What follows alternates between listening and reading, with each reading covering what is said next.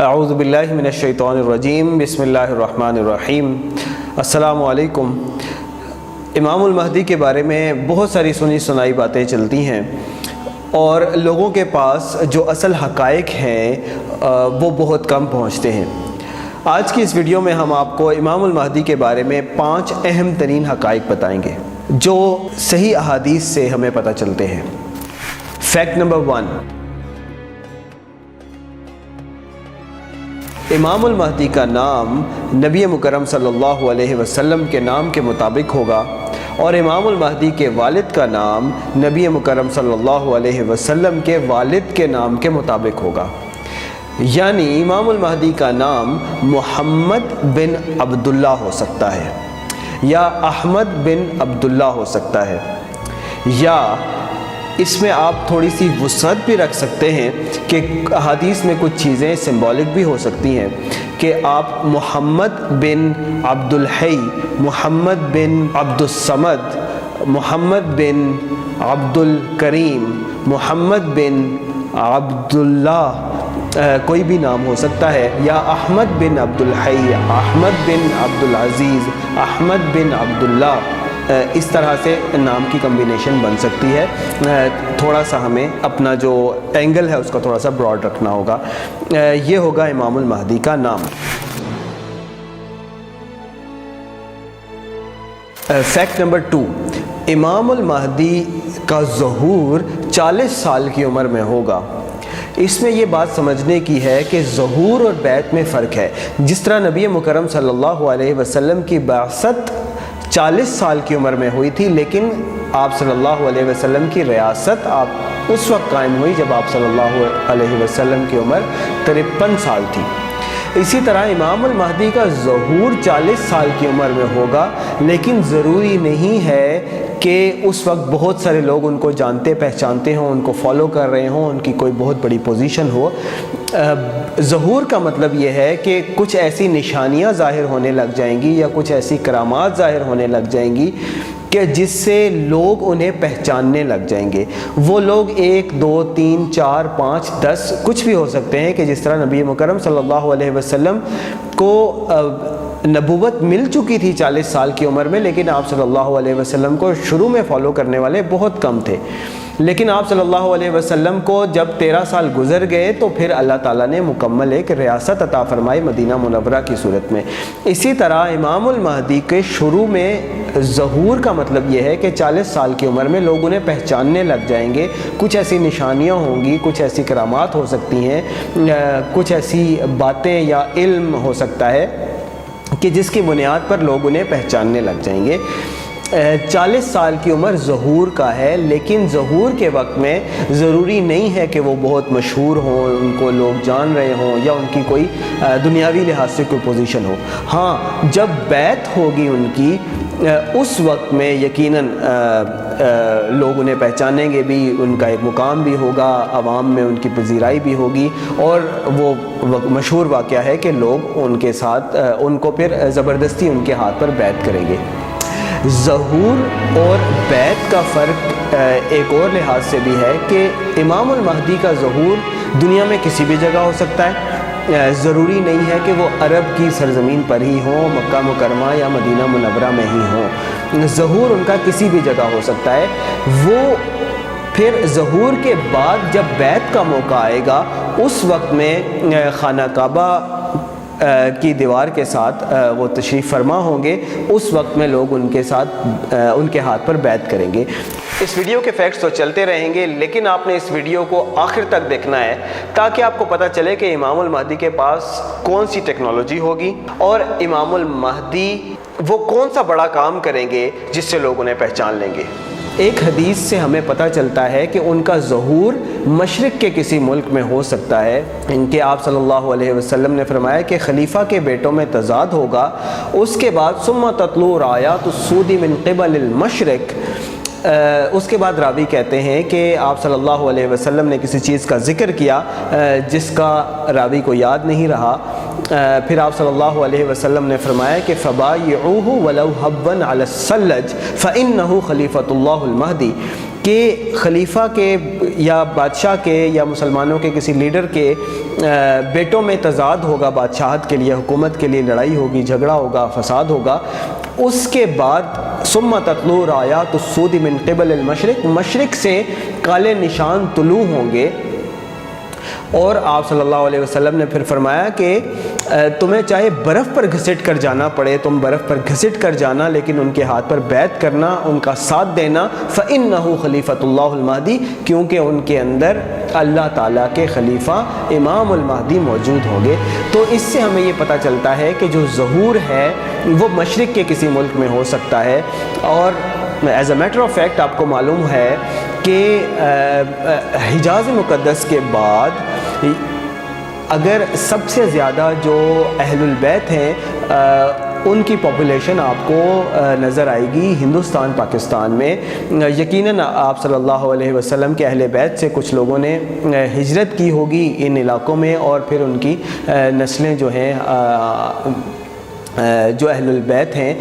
وہ یہاں پر پروان چڑھی، پھلے پھولے پھیلے، اور کئی صدیوں سے وہ لوگ یہاں پر آباد ہیں۔ تو اس حدیث سے ہمیں یہ پتہ چلتا ہے کہ ان کا جو ظہور ہے وہ مشرق کے کسی ملک میں ہو سکتا ہے، پاکستان میں ہو سکتا ہے،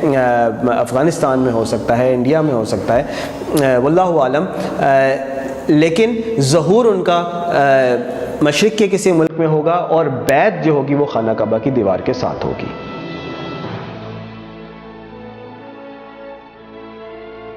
فیکٹ نمبر 3، امام المہدی غزوہ ہند کی قیادت فرمائیں گے۔ یہ بات بہت کم لوگوں کو معلوم ہے کہ امام المہدی کے ظہور کا عین وقت کیا ہوگا، اور وہ کون سی بڑی جنگ ہوگی یا کون سا بڑا رول ہوگا جو وہ پلے کریں گے۔ وہ دراصل غزوہ ہند کی قیادت ہوگی، اور اس کا ثبوت ہمیں حضرت ابو ہریرہ رضی اللہ تعالیٰ عنہ کی روایت سے پتہ چلتا ہے کہ حضرت ابو ہریرہ رضی اللہ تعالیٰ عنہ روایت کرتے ہیں کہ آپ صلی اللہ علیہ وسلم نے فرمایا کہ میری امت کے کچھ لوگ ہندوستان کے حکمرانوں کو بیڑیوں میں جکڑ کر لائیں گے، اللہ تعالیٰ ان کی مغفرت فرما دے گا، اور جب وہ وہاں سے لوٹیں گے تو عیسیٰ ابن مریم کو اپنے درمیان پائیں گے۔ عیسیٰ ابن مریم، حضرت عیسیٰ علیہ السلام کی دنیا میں واپسی کب ہوگی؟ جب دجال ظاہر ہوگا۔ اور دجال کب ظاہر ہوگا؟ دجال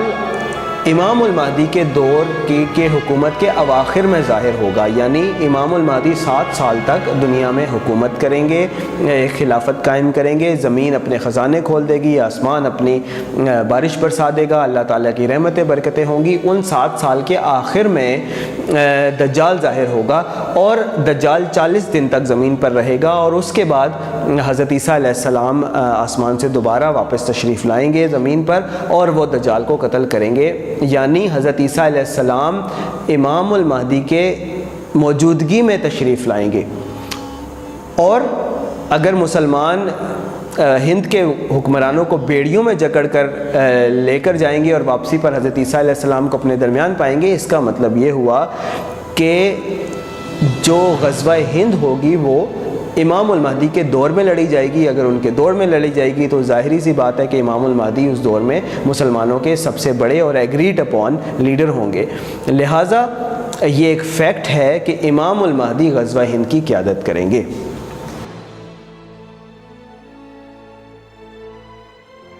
فیکٹ نمبر 4، امام المہدی کی اہمیت اس قدر ہے کہ نبی مکرم صلی اللہ علیہ وسلم نے فرمایا کہ اگر قیامت کے قائم ہونے میں ایک دن بھی باقی رہ گیا تو اللہ تعالیٰ اس دن کو طویل فرما دے گا، حتیٰ کہ میرے اہل البیت میں سے ایک شخص کو نہ کھڑا کر دے جس کا نام میرے نام پر اور جس کے والد کا نام میرے والد کے نام پر ہوگا۔ یعنی امام المہدی کی اہمیت اس قدر ہے کہ چاہے اللہ تعالیٰ کو قیامت کے وقت کو آگے کرنا پڑے، پوسٹ پون کرنا پڑے قیامت کو، پھر بھی اللہ تعالیٰ امام المہدی کو ضرور اس دنیا کے اوپر حکومت عطا فرمائیں گے، مسلمانوں کی جو نشت ثانیہ ہے وہ ضرور ہوگی۔ اس جو حدیث ہے، روایت ہے، اس سے ہمیں یہ بھی پتہ چلتا ہے کہ جو بھی شخص امام المہدی ہوگا اس کو اللہ تعالیٰ ضرور کوئی ایسی نشانیاں عطا فرمائے گا، یا قیامت کے نزدیک کچھ ایسے نشان ظاہر ہوں گے کہ جس سے لوگ انہیں پہچان لیں گے یا امام المہدی کے ساتھ کچھ ایسے واقعات، الہام، خواب، اس طرح کی چیزیں ہو سکتی ہیں کہ جن میں اس قیامت کو پوسٹ پون کرنے کا ذکر ہو تاکہ لوگ انہیں پہچان سکیں۔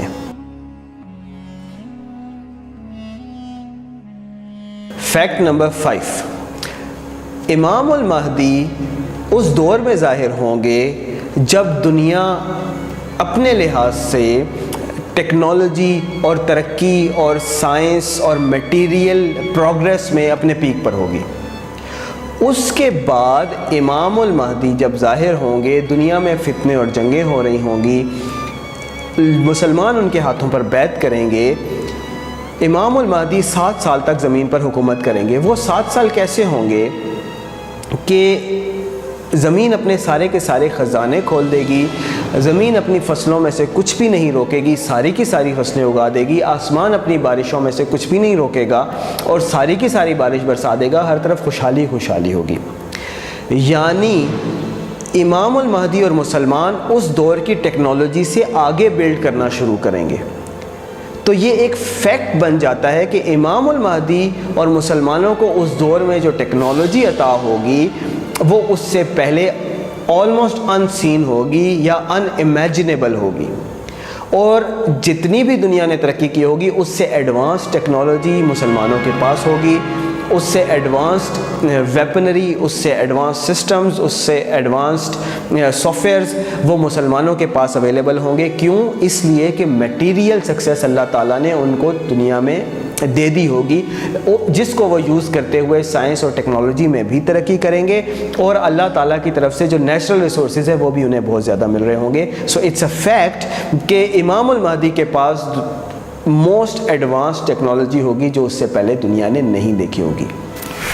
نیکسٹ ویڈیو میں انشاءاللہ ہم آپ کو بتائیں گے کہ کیا امام المہدی تلواروں سے جنگ کریں گے یا ماڈرن ویپن سے جنگ کریں گے، حضرت عیسیٰ علیہ السلام دجال کو تلوار سے قتل کریں گے یا ان کو دیکھتے ہی دجال پگھل جائے گا یا کسی ٹیکنالوجی کے ذریعے سے اس کو قتل کیا جائے گا۔ اسی طرح کے بہت سارے فیکٹس ہم آپ کو ان ویڈیوز میں بتاتے رہیں گے، لہٰذا اس چینل کو سبسکرائب کرنا بالکل نہ بھولیے گا اور بیل آئیکن پر ضرور کلک کر دیجیے گا، اور اپنا فیڈ بیک کمنٹس میں ضرور دیجیے گا۔ تھینک یو ویری مچ، جزاک اللہ، السلام علیکم۔